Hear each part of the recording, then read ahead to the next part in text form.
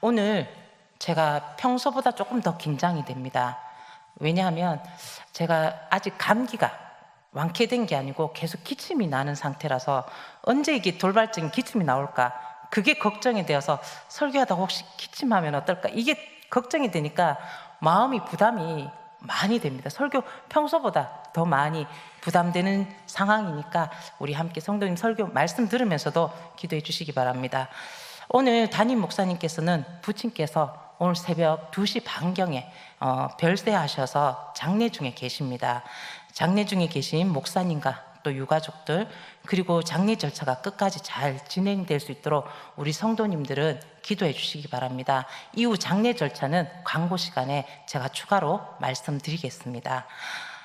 옛말에 사람은 고쳐 쓰는 게 아니다라는 말을 여러분은 참 많이 들어보셨을 것입니다.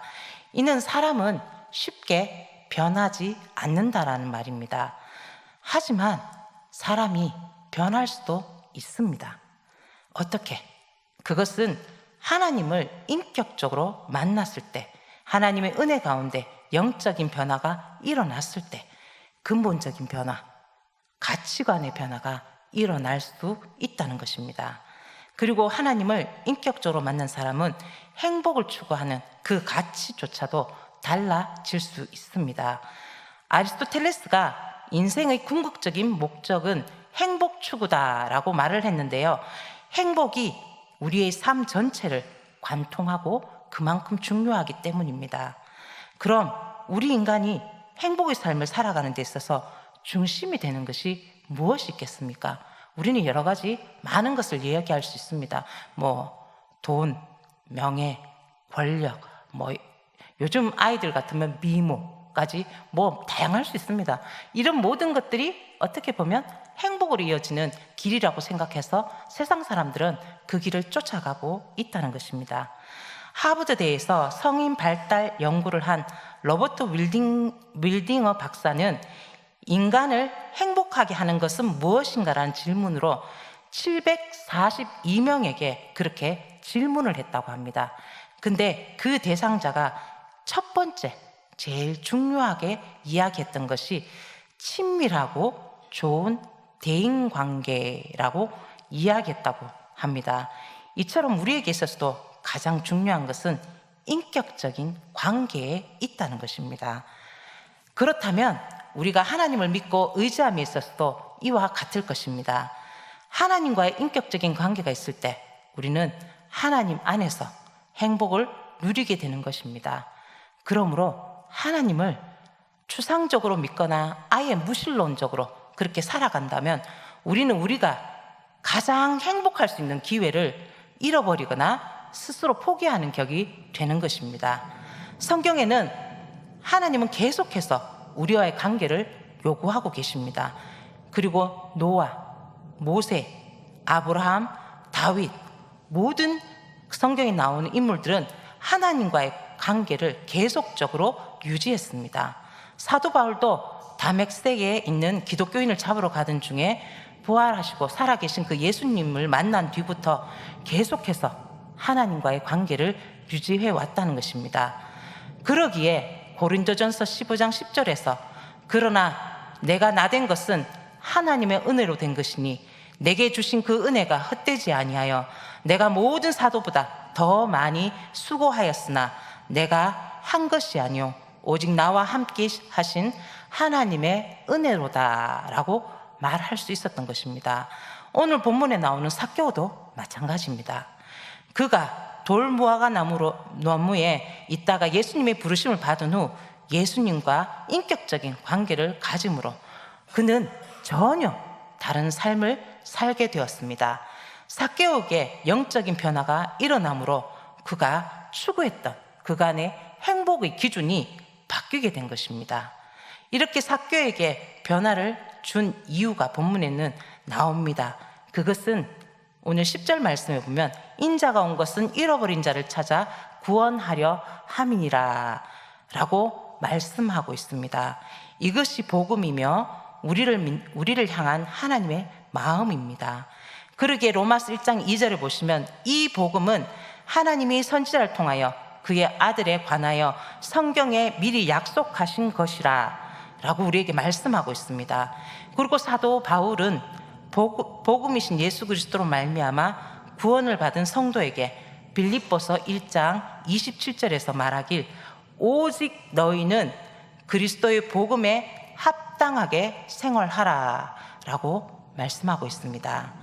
여러분, 우리가 찾고 우리가 원하는 행복은 하나님과의 인격적인 관계 속에 있습니다. 삭개오에게 행복의 기준이 바뀐 것은 그가 온 마음을 다해 예수님을 영접함으로 하나님과의 영원한 관계를 이루었기 때문입니다. 그러므로 성도된 우리도 본문의 삭개오와 같이 예수 그리스도를 우리의 삶 가운데 영접하여서 하나님과의 인격적인 관계를 회복하심으로 주 안에서 행복을 누리는 그런 성도님이 되시길 주님의 이름으로 축원합니다. 본문 4절 말씀을 보면 앞으로 달려가서 보기 위해 돌무화과 나무로 올라가니 이는 예수께서 그리로 지나가시게 되밀어라 라고 말씀하고 있습니다. 삭개오에게는 예수님에 대한 열망이 있었습니다. 본문의 시작을 보면 앞으로 달려가 라고 말합니다. 삭개오는 예수님을 보고자 하는 열망으로 예수님의 일행이 가는 방향으로 앞질러서 달려갔다는 것입니다. 하지만 많은 사람으로 인해 볼 수 없자 근처에 있는 돌무화과 나무로 올라갔습니다. 삭개오는 예수님이 어떤 사람인가 하여 보고자 하는 열망을 가졌습니다. 그는 이미 예수님에 대한 소문을 들었고 또 여리고성에서 거기서 눈먼 자를 치유하는 기적도 또 그들이 따라다니는 군중을 통해서 예수님에 대해 듣고 보았을 것입니다. 그래서 그저 듣는 것, 그것에 지나치는 것이 아니라 예수님이 어떤 분인지 꼭 자신이 만나보고자 하는 그러한 열망을 가졌던 것입니다. 하지만 삭개오는 예수님을 볼 수 없었습니다. 그것은 키가 작은 그 삭개오는 앞에 있는 군중들에 의해서 가로막혀 있기 때문입니다. 여기서 보면 삭개오가 포기할 수 있는 조건이 있습니다. 또 삭개오는 자신의 한계점에 달했습니다. 그러나 그는 포기하지 않았습니다. 그는 여리고성에서 권세를 가진 사람 중에 하나였지만 그가 체면을 내려놓고 은혜의 길목에 있던 나무 위로 올라갔습니다. 그러한 삭개오를 예수님은 만나 주셨습니다. 여러분, 우리도 삭개오처럼 예수님을 열망하는 은혜의 길목으로 우리는 가야 합니다. 예수님은 지금 예루살렘으로 향해 가시던 중이었습니다. 그런데 그곳에서 그런 가중에서도 또 여리고성에 들렀습니다. 그런데 굳이 여리고성을 들렀다가 가신 것을 보면 여기에 예수님의 분명한 의도가 있었음을 우리는 알 수 있습니다. 그것이 무엇입니까? 그것은 본문 10절에 나와 있는 것처럼 그 해당자 삭개오를 볼 수 있고 알 수 있었기 때문입니다. 여러분, 삭개오에게는 예수님을 보고자 하는 열망이 있었습니다. 우리의 믿음도 이래야 합니다. 믿음은 하나님을 향한 열망을 갖게 하기 때문입니다. 프랑스 시인 길라움 아폴레어라는 사람이 인간이 벼랑 끝에서 날 수 있음에 대해서 시를 썼습니다. 벼랑 끝으로 오세요. 싫어요. 떨어질 거예요. 벼랑 끝으로 오세요. 싫어요. 떨어질 거예요. 그들은 벼랑 끝까지 갔다. 그리고 그가 밀었고 그들은 날았다 라는 시입니다. 많은 사람들이 벼랑 끝에서 추락하면 끝이라고 생각하지만 모든 것이 끝이라고 생각하는 그 끝에서 한 번도 하늘을 난다고 상상해보지 않았던 그들에게 날개가 있다는 것을 발견한 것은 벼랑 아래로 떨어졌을 때였습니다. 오직 용기를 가지고 벼랑 끝에 서 있는 용기 있는 사람만이 하나님과의 인격적인 관계를 가짐으로 비상할 수 있다는 것입니다. 예수님은 삭개오처럼 예수님을 찾으며 예수님을 만나고자 하는 사람들을 거절하지 않고 만나 주십니다. 또 벼랑 끝에 있는 사람들이 비상할 수 있도록 예수님은 도와주십니다. 그럼에도 불구하고 예수님을 인격적으로 만나지 못하였거나 벼랑 끝에서 비상하지 못하고 추락한 것은 그들에게 예수님에 대한, 예수님을 만나고자 하는 열망이 없기 때문입니다. 여러분, 여기 계신 우리 성도님들은 우리는 예수님에 대한 소문만 듣고 먼 발치에서 구경만 하는 성도가 되어서는 안 됩니다. 예수님에 대한 열망, 하나님에 대한 열망을 가져야 합니다. 그리고 인격적인 만남을 이루어야 합니다. 그리하여야 하나님의 그 축복이 가득한 그러한 삶으로 우리는 이끌림 받을 것이고 그 삶 안에 우리는 살아갈 수 있을 것입니다. 본문 6절을 보시면 급히 내려와 즐거워하며 영접하거늘이라고 나와 있습니다. 삭개오는 즐거움 속에서 예수님을 영접하고 있다는 것을 볼 수 있습니다. 예수님을 보고자 하는 열망을 이룬 삭개오는 예수님을 만나기만 한 것이 아니라 자신의 집으로 영접까지 하게 되었습니다. 그런데 본문 5절을 보시면 예수님께서 그곳에 이르자 쳐다보시고 이르시되 삭개오야 속히 내려오라 내가 내 집에 유하여야 하겠다라고 하십니다. 여러분, 예수님이 이 말씀하실 때 이 말씀이 이상한 점이 보이지 않으십니까? 예수님은 예루살렘을 향해 가시던 중에 여리고에 들렀습니다. 그리고 삭개오를 만났습니다. 마치 약속이라도 한 듯이 그곳에 삭개오가 있어 내가 거기 갈게 라고 약속한 것처럼 삭개오가 그곳에 있었고, 삭개오가 돌 무화과 나무 아래에 이르자, 삭개오가 있는 돌 무화과 나무에 이르자 나무 위를 바라보시고는 삭개오를 부르십니다. 삭개오가 나무 위에 있다는 것과 그의 이름이 삭개오라는 것을 어떻게 아셨을까요? 요한복음 1장 48절에 보시면 나다나엘이 이르되 어떻게 나를 아시나이까? 예수께서 대답하여 이르시되 빌립이 너를 부르기 전에 내가 무화과 나무 아래에 있을 때에 보았노라 라고 예수님 말씀하십니다. 나다나엘이 이렇게 놀란 것은 아무도 없을 때 무화과 나무 아래에 홀로 있었기 때문이었습니다. 그런데 예수님이 그것을 아신 것입니다. 그래서 다음 구절인 요한복음 1장 49절에 이렇게 나와 있습니다. 나다나엘이 대답하여 이르되 랍비여 당신은 하나님의 아들이시오 당신은 이스라엘의 임금이시로소이다 라고 나다나엘이 고백합니다. 나다나엘은 예수님이 하나님의 아들이 아니고서라면 도저히 알 수 없는 이 불가능한 것들을 가능케 하는 걸 보았고, 또 그 예수님의 전지전능하심을 나다나엘이 고백한 것입니다. 본문 삭개오도 오늘 마찬가지입니다. 예수님은 나무에 있는 자가 삭개오인 것을 정확하게 아시고는 그를 부르셨고 그의 간절한 열망에 아셨기에 그의 집에 유하겠다라고 말씀하셨습니다. 여러분, 우리는 하나님 앞에 숨을 수도 가릴 수도 없습니다. 우리가 어디에서 어떤 모습으로 있든지 하나님은 그곳에서 우리를 보고 계십니다.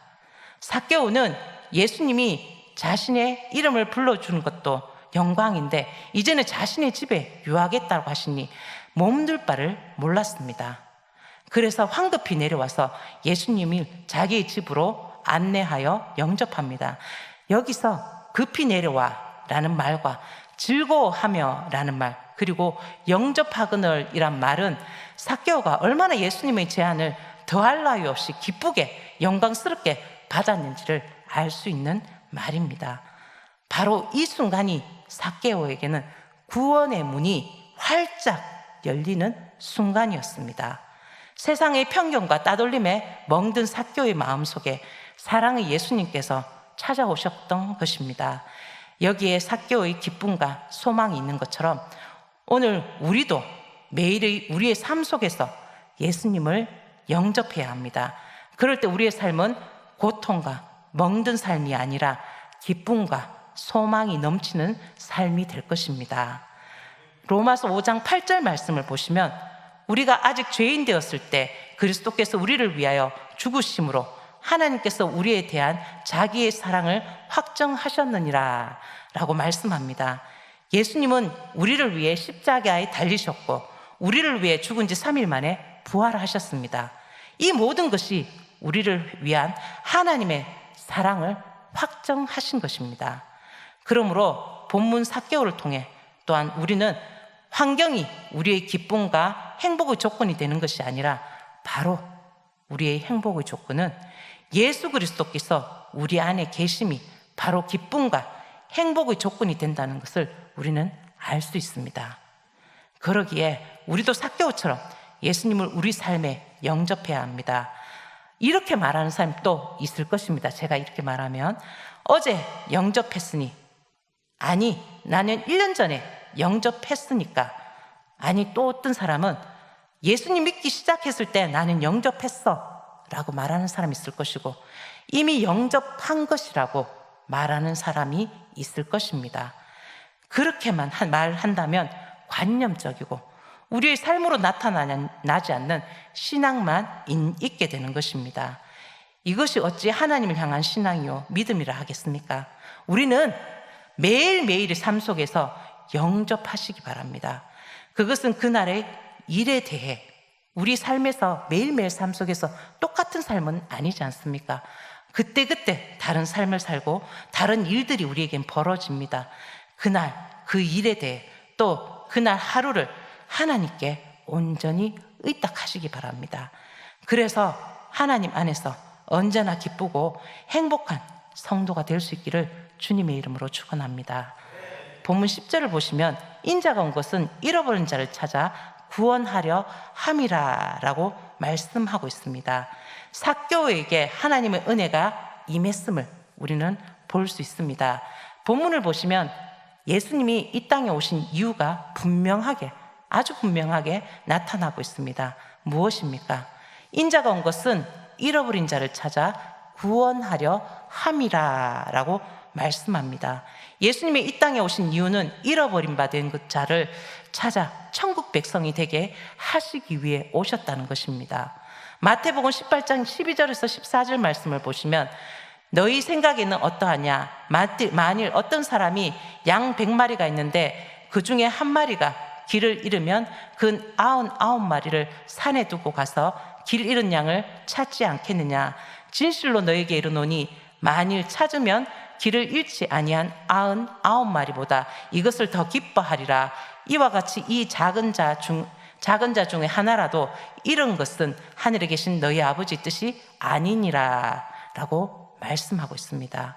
또 찬송가 277장을 보면 양떼를 떠나서라는 찬송가가 있는데 2절 3절 말씀을 제가 가사를 한번 읽어드리겠습니다.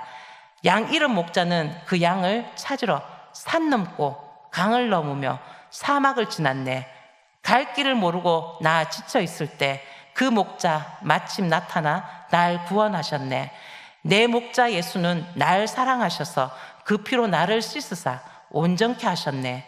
길 잃은 양 찾아 큰 위로 주시고 그 우리 안에 이끌어 늘 보호하시네 라는 찬양입니다. 예수님은 이러한 하나님 뜻을 이루기 위해 이 땅에 오신 것입니다. 하지만 예수님 주변에 있던 사람들은 예수님이 삭개오를 불러 내 집에 유하겠다 하시자 이에 대해 다른 반응을 보이고 있음을 우리는 볼 수 있습니다. 본문 7절 말씀을 보시면 무사람들이 보고 수군거려 이르되 저가 죄인의 집에 유하러 들어갔도다 하더라 라고 나와 있습니다. 여러분 이 구절을 보시면 이사야서 55장 8절 말씀이 생각나지 않습니까? 이는 내 생각이 너희 생각과 다르며 내 길은 너희 길과 다름이니라. 여호와의 말씀이니라. 당시 삭개오는 죄인 취급을 당하는 세리였기에 예수님의 말씀과 행동은 당연히 문제시될 수밖에 없는 상황이었습니다. 아마 지금 같았으면 대서특필로 신문의 헤드라인을 장식했을지 모릅니다.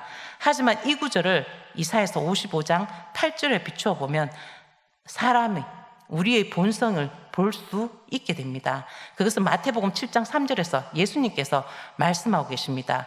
어찌하여 형제의 눈에 있는 티는 보고 내 눈 속에 있는 들보는 깨닫지 못하느냐 라는 말씀처럼 상대에 대한 비판 심리와 상대에 대한 질투, 그 질투심을 우리 인간이 갖고 있음을 우리는 볼 수 있다는 것입니다. 이 시간 예배드리는 우리는 하나님 앞에 부끄럽지 않고 깨끗할 수 있습니까? 목사인 저는 부끄럽지만 그렇지 못한 것 같습니다. 예수님은 주변에 있는 무사람들의 반응이 이르자 본문 9절에서 강한 어조로 이렇게 말씀하십니다. 오늘 구원이 이 집에 이르렀으니 이 사람도 아브라함의 자손이로다 라고 말씀하십니다. 여기서 이 사람도 아브라함의 자손이다 라고 말씀하신 것은 삭개오를 믿음의 조상, 그 아브라함의 자손임을 선언함으로써 삭개오야말로 참된 믿음의 소유자라는 사실을 강조하고 있으며, 그동안 삭개오를 배척하던 유대인들에게 이제는 삭개오의 모든 것을 용서하고 그를 맞이하라고 그렇게 말씀하고 있는 것입니다. 그리고 삭개오에 대해 모든 상황에 대한 종지부를 찍고 계십니다. 이것이 바로 오늘 본문 말씀인 인자가 온 것은 잃어버린 자를 찾아 구원하려 함이니라 라고 예수님이 이 땅에 오신 목적을 말씀하신 것입니다. 사랑하는 성도 여러분, 예수님이 이 땅에 오신 이유는 하나님이 나라에서 잃어버린 바 된 그 성도들, 사람을 찾아 구원하기 위해서입니다. 그러므로 우리의 하루하루 속에 날마다 예수님을 영접하며 하나님을 향한 열망을 가짐으로 우리의 삶이 하나님의 은혜와 축복으로 가득할 수 있기를 주님의 이름으로 축원합니다.